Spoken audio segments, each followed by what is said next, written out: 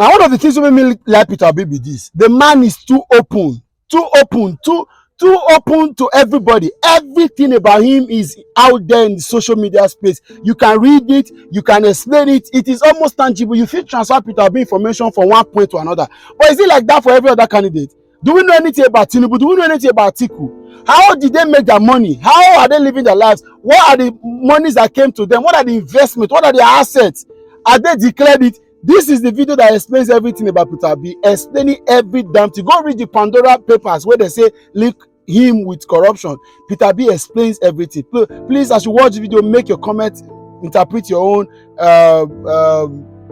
thoughts about this whole process, and also share the video. Let it go viral. Let the world know that Peter Obi has explained everything. So let's ask what again una 1 year. Then also, as you share and tag the people, say when will their candidate come up in the open space like this, and also explain how they made their money, how they got to where they are, how everything has happened to them, how much of asset they have, and where exactly are their monies at the moment. Let's also use this to explain to people that you can be in Nigerian politics and be as transparent as possible. This is not declaring Peter Obi to be a saint. It's the fact that he is the man with the most transparent, most accountable, most clear-cut personality that we can trust in this whole process. Share this video, let it go around. Let us also ask others to come and explain how they got to where they are today. We're now being joined by Peter Obi, former Anambra State Governor, to give us his side of the story on the allegations made against him by Premium Times. Good morning, Mr. Obi, and thank you for coming on the morning show. Good morning for inviting me, and good morning to the viewers. Well, the obvious question to ask is, are you guilty as charged? Because you were named in the latest scandal, Pandora Papers, as one of those involved in setting up a secret company for the purpose of money laundering, illegal purchase of properties overseas, while you were in office as governor of Anambra State. Well, thank you. Number one is that I'm not guilty. Trust company is a legitimate vehicle used everywhere globally for investment, savings, and estate planning purposes. It's allowed by law everywhere. In my particular case and that of my family, it was done on very valuable advice of our then bankers, Lloyds TSB. This is what they did to all their international clients who operated at the time I lived in the UK. They help you to see that you formulate a trust company offshore, and that is what we did. This company was never used to launder money before, during, and after till date. So it wasn't used anytime I was in office for anything. Two, it was never used to buy property before I went into office, during the time I was in office, and after the time I was in office. It was strictly a trust company that savings and family planning that was strictly used to support our borrowings, which we even invested in this country. And they are facts, they're not things that you can, that's it. Right. So, well, according to confidential information, you have about $500 million squirreled away in the British Virgin Islands and in Switzerland. Can this amount be described as legitimate earnings? well, I wish, I don't think I would even be here if I had that type of money. But let me tell you, when people banding money or talk about money and size of money here, it's because we're not a productive country. People don't work for their money. So we find it difficult to understand value of money. And I'll take time to explain this to you. Globally today, the world population is 7,750,000,000, out of which only 37.5 million is worth $1 million. That is 0.05%. Only 3 million, which is 0.04%, is worth 10 million. And only 300,000 is worth $25 million, which is 0.004%. So when people call these figures, it's alarming because of the fact that we live in a country where people make money they don't need and everything.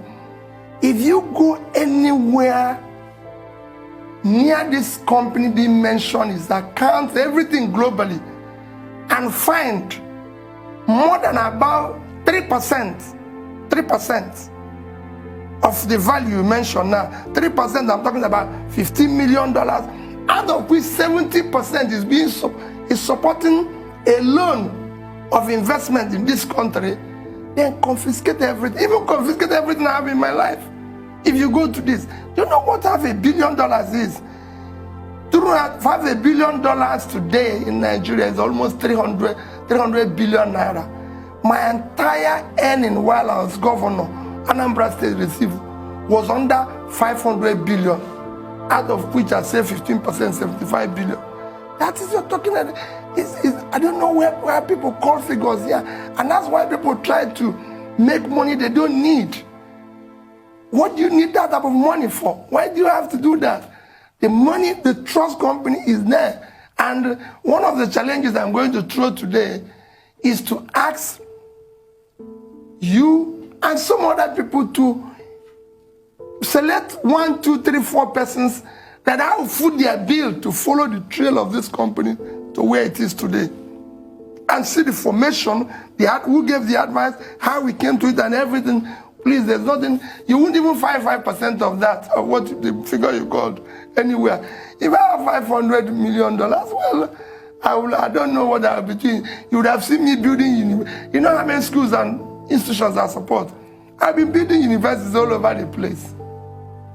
Let's talk about Next International UK. They said you didn't resign as the director, of Next, and 14 months after you became the governor, you were still director of Next. Tell us about this Next International company.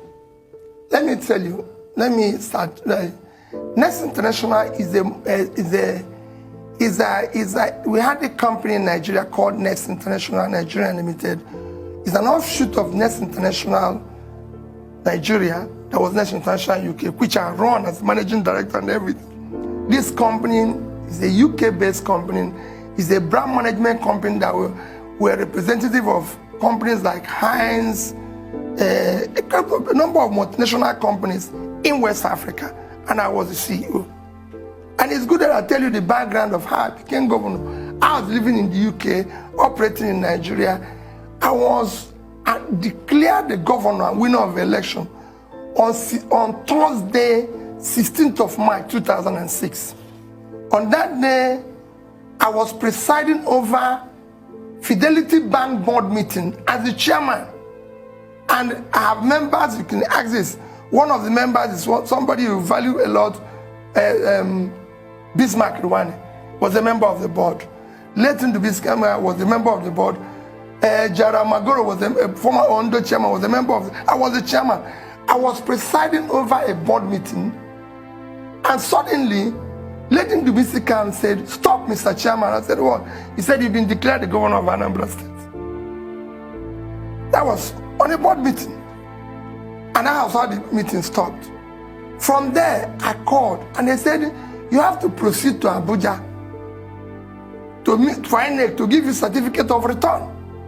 So I left board meeting, went to the airport, got the next flight, went to Abuja. By 6 p.m. that day, they gave me certificate of return. And I said to them, I want to go back to Lagos the next day to bring my clothes, just clothes, to bring a few things so I can go to Oka for this way. They said, no, that please, you need to proceed to Oka immediately because the then governor, Dr. Chris Ngige, because of his circumstances, I've left the country. Immediately I was declared, he lost his immunity, so he left through the borders and left out of the country. So there was no government in Anambra State. So that's how the next morning I moved to Oka. Arrived in Oka, just took a flight to Enugu, arrived in Oka. As I arrived in Oka, they took me to the chief judge in a small space. He said, "These are forms for you to fill to declare your assets." I filled that form about 30 minutes, whatever I could remember. The next thing I was sworn in as governor. When I finished the swearing in, I asked, okay, so I'm not sworn in. Where does the governor live? They say, because that time the governor's lodge was burned down. The office. I said, where is the governor? Does the governor live? They said, there's no house. Where is his office? There's no office. So what do I do? Any paper, anything, nothing. I managed to get across to somebody who got across to prison. Who said, there's nothing. So I moved to my village. And that was where I stayed there. That was the government. From there, I phoned every company. Let me start with Next International UK. Next International UK, just to show you, I brought this and I keep this with you people. Next International UK is a company that is, as at that date, I'm telling you, receives overdraft from Lloyds Bank of over $7 million. This is a trading company. As at that day, have over 200 containers on the sea and everything. And I've just been announced governor, and here I'm running a company. So the only thing I could do is to phone my wife and said, because she works with me, everybody knows in the company, I'm the CEO, she's my deputy with other. I said, you take charge, I will never come to London again, see what has happened to me. And I was chairman and director of about 11 companies, even in Nigeria. I phoned all of them, said I've resigned. It is from that day that I went to Oka until I was impeached in November, I never left Oka. Not one day. I resigned.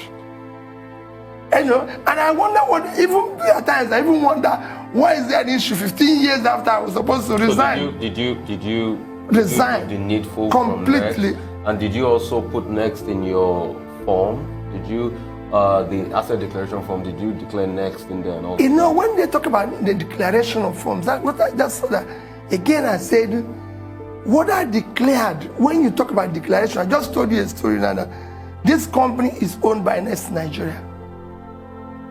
Because at times they say, oh, you didn't declare. I said, no, I didn't declare one. Assets with people, I didn't declare some assets because those assets have been declared somewhere. So if I declare Next Nigeria that I own 5%, I don't have to declare another interest that Next Nigeria owns. Just like they want to say, and I didn't declare something because they were subject of things that were bought from borrowed money. If I come and if you borrow money from me and buy this suit, when they ask the owner, you have to put remark that you're owing somebody because it's not your suit. I can come to collect it tomorrow. So what I tell people is that I declare things that belong to Mr. Peter Obi. Not even Peter Obi and wife and children. No, because I can tell you, I don't know how other people operate.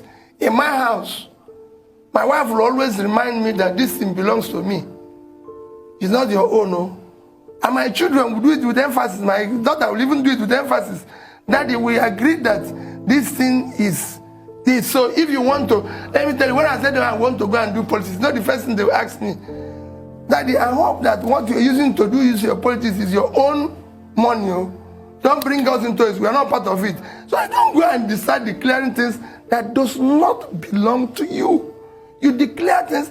The purpose of assets declared is to declare, and most of the assets that are declared have been declared somewhere. So you can't declare a company. For example, I own shares in a bank with my name. I declared it. I didn't declare the one say Next International owns because I've already declared my interest in Next International. It will amount to double declaration. Well, except that, you know, someone would say in the assets declaration form, you're also required to state the assets, you know, that you jointly own, either with your spouse or, you know, that belong to your children. But the question has been that when you set up a trust or a company overseas, you agree with those who have been alleging that this is strictly for the purpose of tax evasion or to avoid tax due to the Nigerian government.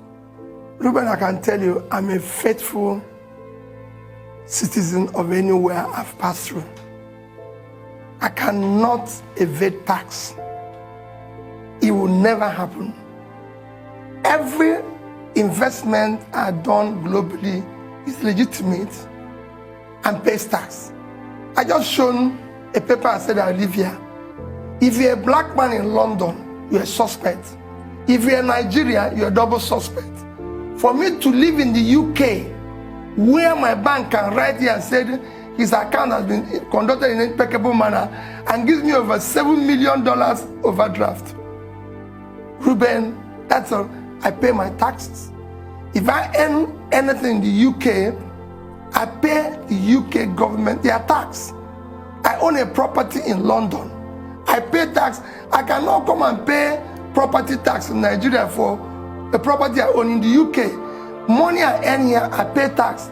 Don't forget that I was subject to probe of tax about 2 years ago in Anambra State. And I showed evidence that in the past 20 years, I've consistently paid my tax and I've never paid less than 50 million naira annually. So I pay my tax. There's no issue.